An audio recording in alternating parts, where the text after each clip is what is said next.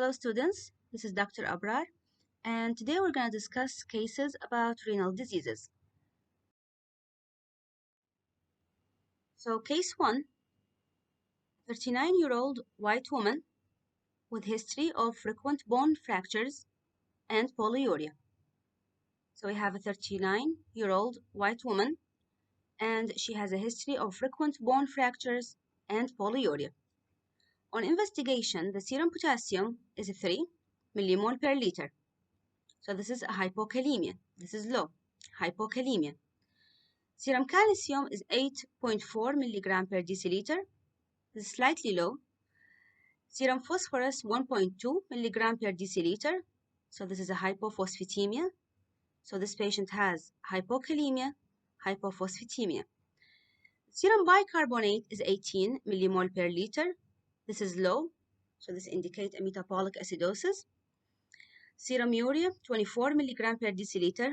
The urea is normal. Serum creatinine is 1.1 milligram per deciliter. Creatinine is also normal.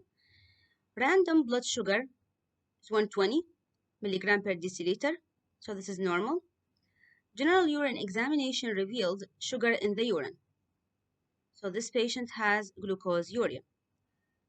So there is hypokalemia, hypophosphatemia, metabolic acidosis, and glucoseuria.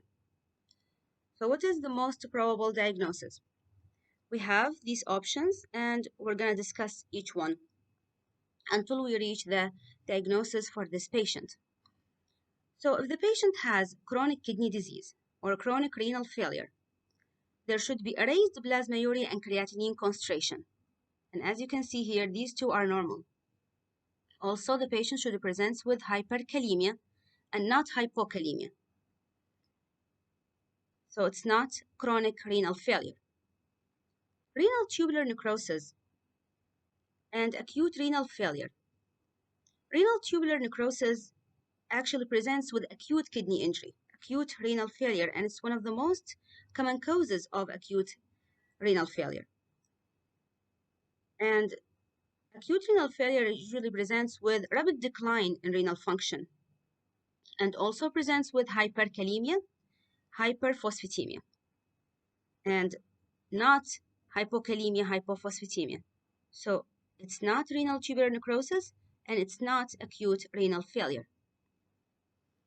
Nephrotic syndrome, as you know, it presents with proteinuria, and there is no protein in the urine, there's only sugar. So nephrotic syndrome presents with proteinuria, hyperlipidemia, and edema. And this patient has neither of these situations. So this leaves us with Fancuni syndrome. Fancuni syndrome, as you know, it's generalized reabsorption defect. So this will result in various small molecules of metabolism being passed in the urine instead of being reabsorbed from the tubular fluid. And this will lead to, or Fanconi syndrome will present with normal urea and creatinine, like this patient. There is normal urea and creatinine because there is normal glomerular function. The glomeruli is normal. The glomerulus is normal. The defect will be in the tubules. So there is normal urea and creatinine. There is low bicarbonate concentration, like this patient, metabolic acidosis. There's hypokalemia and hypophosphatemia. And there's also increased volume of the urine, like this patient, polyuria. And as you can see here, this patient presents with multiple or frequent bone fractures. The loss of phosphate will result in bone diseases like rickets and osteomalacia. This patient is an adult, so this patient has an osteomalacia, even with adequate vitamin D and calcium levels, because the phosphate is necessary for ongoing bone metabolism in adults. Hence, this patient will present with or presented with frequent bone fractures. So the answer is Fanconi syndrome. The answer is Fanconi syndrome. Case 2, an 8-year-old girl, so this child, 8-year-old girl, was admitted to the hospital with generalized edema. Her urine had become frothy, and the investigations, the serum was grossly lipemic. Grossly lipemic. So this phrase here indicates that this patient has hyperlipidemia. The serum sodium is 130 millimole per liter, so this is a hyponatremia. Serum potassium 3.6, it's lower limit of normal, but it's normal. Serum urea 14 milligram per deciliter. This is considered normal or low, slightly low. Serum creatinine 0.4 milligram per deciliter, it's normal. Serum calcium 7.6 milligram per deciliter. This is low. This is a hypocalcemia. Total protein 4.5 gram per deciliter, has hypoproteinemia, and the albumin will be 1.5 gram per deciliter. So this is hypoalbuminemia. The urine examination revealed 3+ protein in the urine. So this patient has hyponatremia, hypocalcemia, hypoproteinemia, hypoalbuminemia, and has a proteinuria. What is the most likely diagnosis? Chronic renal failure, as I said, and renal tubular necrosis and acute renal failure. These three will present with hyperkalemia. And hyperkalemia and the calcium here, the hyperkalemia and the potassium here is normal, 3.6 millimole per liter. The Fancuni Syndrome, also we said, it presents with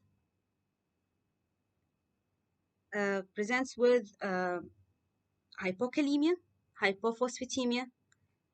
Potassium here is normal. So this leaves us with nephrotic syndrome.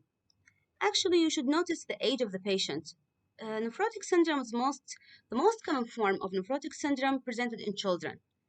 So that's why we give you in this case an 8-year-old girl, 8-year-old child, and nephrotic syndrome present with edema, hyperlipidemia. That's why the serum was grossly lipemic. Also hypoproteinemia, hypoalbuminemia, and the hypocalcemia that you can see here, 7.6 milligram per deciliter, it's due to the hypoalbuminemia. Hypocalcemia is due to the hypoalbuminemia. And this patient also has proteinuria, which is one of the features of nephrotic syndrome. So the answer is nephrotic syndrome.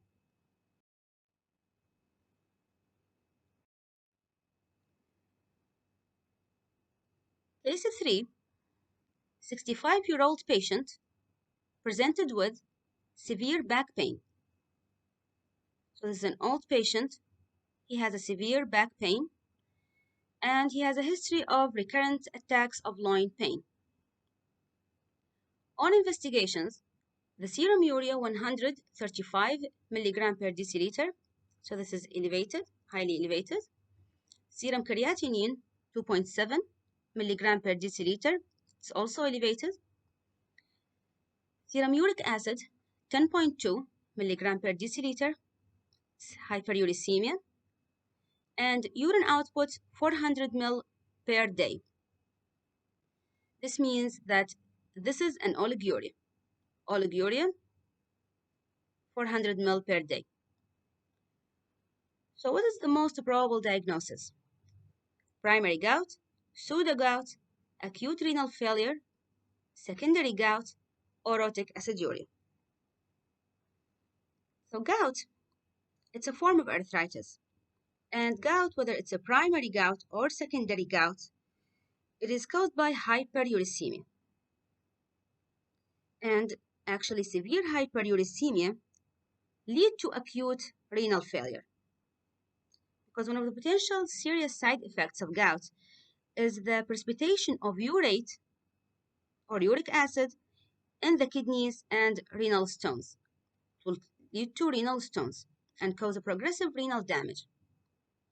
So since these two options, the primary gout and secondary gout, will both lead to acute renal failure, so we will choose the most specific one, the acute renal failure. The answer here is acute renal failure. Acute renal failure presents with high urea and creatinine and oliguria. As for the pseudogout, in pseudogout, the plasma urate concentration is normal. It does not apply here because the serum uric acid is high here, so it's not a pseudogout. And as for the orotic aciduria, it's mainly presented in children, and this is an old patient. Orotic aciduria presented in children and shows hyperammonemia, and it's not, this patient does not complain from hyperammonemia, and there is low plasma urea concentration. And as you can see, the urea here is very high. So this patient has acute renal failure. So the answer is acute renal failure.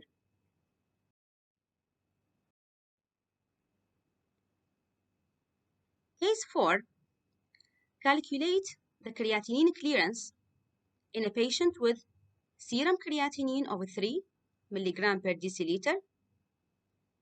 The daily urine output is 1,500 ml with estimated urinary creatinine of 0.75 gram per liter. So in this case, we need to calculate the creatinine clearance.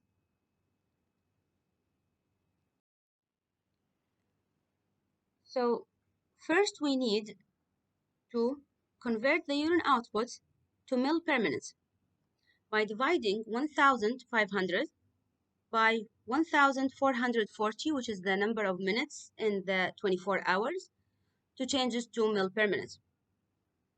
And this will give us 1.04 ml per minute.